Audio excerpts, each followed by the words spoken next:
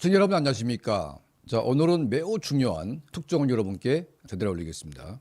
중국 시진핑 정부가 북한 김정은 정권에게 유사시 때 중국 인민해방군의 불개입 원칙을 공식 통보한 이 소식을 여러분께 전달해 올리겠습니다.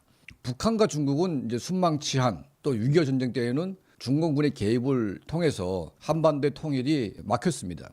미우나 고우나 중국은 북한 편이었고 또 북한도 중국이 싫지만 뭐 어쩔 수 없이 그냥 중국과 묻어 있었는데, 자, 이제는 그야말로 이제 끝났다. 이게 바로 이제 북한과 중국 또 러시아의 외교 라인들에서 들려오는 공식 정보입니다. 자, 우리가 북한 내부의 고위 서식통들 얘기 들어보니까 이제 김정은 정권과 중국의 시진핑 정권은 이제 거의 끝났다. 왜 끝났냐? 중국 지도부가 더 이상 북한에 거는 기대가 없다. 자, 미국이 때리든 한국이 때리든 뭐 전쟁이 나든 중국 인민해방군은 북한에 일절 개입하지 않겠다. 이게 이제 공식적인 입장으로 변했고, 그리고 이제 이거를 북한 정권에게 통보했기 때문에 사실상 북한과 중국은 미국과 한국처럼 북한에게 주적 관계로 변했다는 겁니다. 자, 이런 역사적인 환경 변화를 우리가 얼마나 알고 있을까? 참 난감한 문제입니다. 자, 그러면 한번 역사를 한번 풀어보겠습니다. 2011년 집권 이후에 김정은이가 장성택 행정부장의 만류에도 불구하고 2013년도 시진핑 주석이 첫 등극하는 해에 핵실험을 감행함으로 인해서 시진핑에게 완전히 이제 딱 찍혔습니다. 그때부터 북한은 완전히 중국과 거의 싸우다시피 가다가 김양권 통전부장이 김정은을 설득해가지고 시진핑 주석과의 화해를 주선했습니다. 자, 그 일환으로 2015년도에 현성월이가 모란봉 악단을 이끌고 베이징으로 갔습니다. 그런데 또 노래도 안 부르고 행패지를 부리면서 또 돌아왔습니다. 최악으로 갔죠. 자, 그 전에 김양곤은 이미 죽었습니다. 이런 상태에서 끝나는가 싶더니 갑자기 트럼프와 김정은이 만나자고 하니까 중국이 거의 협박을 해가지고 김정은을 불렀습니다. 바로 2018년도 3월 달에 김정은이가 7년 만에, 집권 7년 만에 베이징으로 기어 들어갑니다.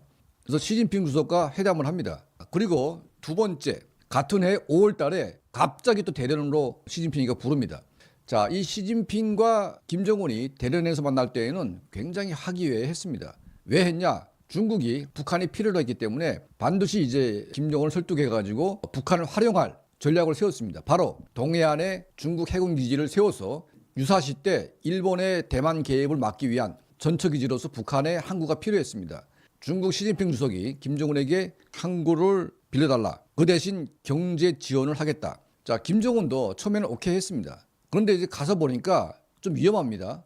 중국군이 북한에 진주한다는 것은 중국의 내정 간섭이 거의 현실화되고 중국군에 의해서 북한이 현상 변경되기 때문에 김정은의 입장에서는 중국군이 들어오는 것을 이거는 자기 김씨 왕조의 종말로 볼 수밖에 없는 거죠.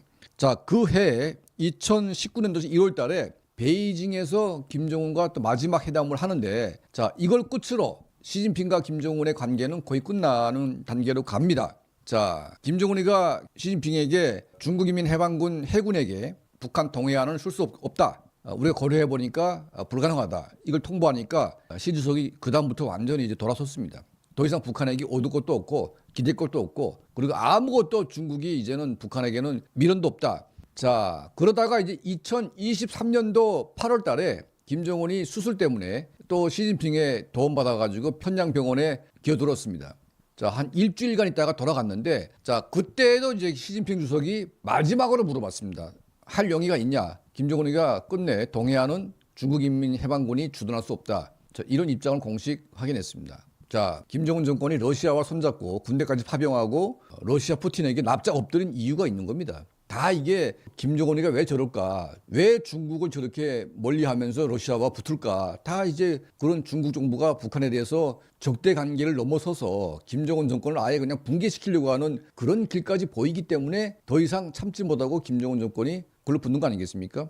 중국 인민해방군이 더 이상 미국이 북한을 때려도 중국은 그냥 내버려 두겠다. 개입하지 않겠다. 개입하지 않겠다는 것은 그냥 미국이 때려라. 이거하고 똑같은 겁니다. 자, 그런 입장에서 김정은 정권이 러시아와 군사 협정을 맺어가지고 유사시 때 러시아군의 자동 개입을 끌어들이는 것은 이거는 어쩔 수가 없는 겁니다. 중국이 안 한다고 하니까. 자, 그런데 러시아가 전쟁 끝난 다음에 이 조약을 실행할까? 이거는 또 미지수가 되는 것이죠. 중국인민해방군 중국 정부가 유사시 때 북한에 개입을 안 하겠다. 공식적으로 북한에 통보한 이 소식을 여러분께 전달해 올리면서 앞으로 북중 관계 또 한중 관계 우리가 어떻게 풀어야 될지 이 전략적인 이 변화를 어떻게 읽고 어떻게 대응해야 될지 최선의 방법을 우리가 찾는 그런 노력이 이제 필요할 것이라고 저는 생각을 합니다. 자, 차기 정부, 새롭게 들어서는 대한민국 정부가 중국과의 관계를 어떻게 설정할 것인가 매우 솔로몬의 지혜 같은 이제 그런 전략이 이제 필요할 때가 온 것 같습니다. 자, 저희 채널을 항상 시청해 주시고 도움을 주시는 우리 모든 분들께 진심으로 감사드립니다.